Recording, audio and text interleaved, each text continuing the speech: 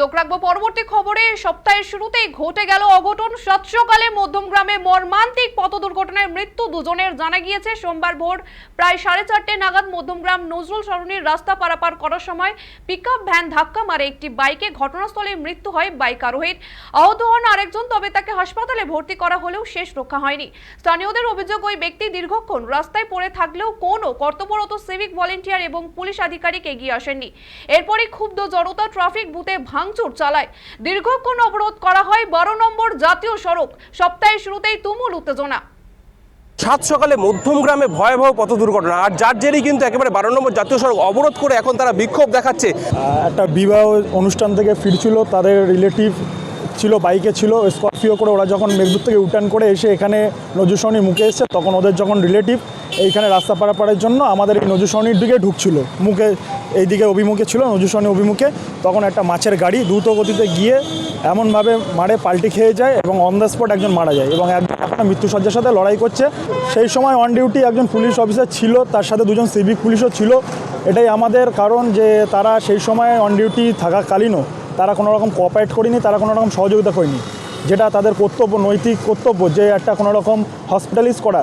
এটা ইমিডিয়েটলিভাবে যে একটা পেশেন্ট যে সময় রাস্তায় পড়ে আছে, মৃত্যুর সাথে লড়াই করছে, সেটা না করে তারা সেই সময় দায় এড়িয়ে পালিয়ে যাওয়ার চেষ্টা করে নিজেরা।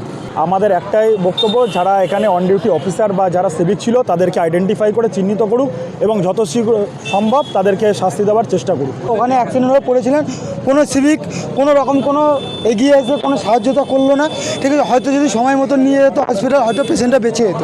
আমরা যখন সহযোগিতা চাইছি ওনাদের কাছে, ওনারা কোনো রকমভাবে আমাদের কোনো সহযোগিতা করেনি এবং অ্যাম্বুলেন্স এসছে, অ্যাম্বুলেন্সকেও তারা পাঠিয়ে দিয়েছে।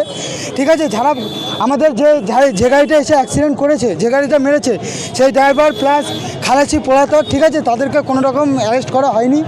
এর পিছনে পুলিশ সাহায্য করেছে, সিভিক যারা ছিল তারা এর পিছনে সাহায্য করেছে।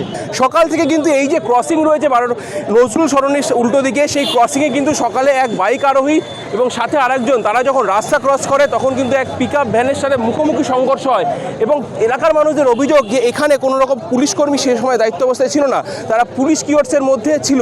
যখনই অ্যাক্সিডেন্ট হয় দীর্ঘক্ষণ তারা দুজনে কিন্তু এই রাস্তার উপর পড়ে থাকে এবং তার ঘটনাস্থলে কিন্তু একজনের মৃত্যু হয়েছে এবং আরও একজনের কিন্তু ঘটনার অবস্থা আশঙ্কাজনক। সাথে সাথে কিন্তু যে পুলিশ কিওয়ার্ডস রয়েছে, উত্তেজিত জনতা তারা কিন্তু সেটি ভাঙচুর করে এবং ভাঙচুর করে তারা কিন্তু দীর্ঘক্ষণ রাস্তা অবরোধ করে।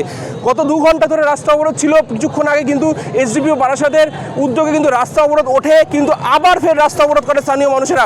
তাদের যে অভিযোগ রয়েছে এখন মূলত যে এই যে স্থল রয়েছে নজরুল সরণির উল্টো দিকের যে রাস্তা, সেই রাস্তায় অবিলম্বে কিন্তু পুলিশ কোনো রকম ব্যবস্থা নিতে হবে যাতে এই ঘটনা বারংবার না ঘটে। এই নিয়ে কিন্তু স্থানীয় মানুষের অভিযোগ যে এই নিয়ে এখানে কিন্তু প্রতিনিয়ত যে অ্যাক্সিডেন্ট হয়েই চলেছে এবং কিন্তু পুলিশ প্রশাসনের কোনো উদ্যোগ নেই। এখানে একটি পুলিশ কিওস্ক বুথ রয়েছে, সেখানে পুলিশ থাকে, কিন্তু কোনো রকমের অ্যাক্সিডেন্ট হলে বা কোনো রকমের সমস্যা হলে পুলিশ এগিয়ে আসে না। এই বিভিন্ন সমস্যা তাদের রয়েছে স্থানীয় মানুষরা, তার কারণে কিন্তু আজকে এই রাস্তা অবরোধ করে এখন তারা বিক্ষোভ দেখাচ্ছে। রাস্তার মাঝখানে কিন্তু একেবারে টায়ার তারা রেখে দিয়েছে, কিছুক্ষণের মধ্যে সেই টায়ার তারা জ্বালাবে এবং যে 12 নম্বর জাতীয় সড়ক রয়েছে, সেই 12 নম্বর জাতীয় সড়ক পুরো কার্যত অবরুদ্ধ। একদিকে যখন 21শে জুলাইয়ের সভা রয়েছে, আজকে মুখ্যমন্ত্রী মমতা বন্দ্যোপাধ্যায় বক্তৃতা রাখবেন, তার আগেই যে এই রাস্তা অবরোধ, যার জেরে কিন্তু উত্তরবঙ্গ থেকে যারা আসছে এই শহর কলকাতায় তাদের কিন্তু বিশাল অসুবিধা হচ্ছে। একের পর এক বাস কিন্তু আটকে রয়েছে রাস্তার মাঝখানে এই 12 নম্বর জাতীয় সড়ক অবরুদ্ধ হয়ে থাকার কারণেই। মধ্যমগ্রাম থেকে দীপ সেন, সময় কলকাতা।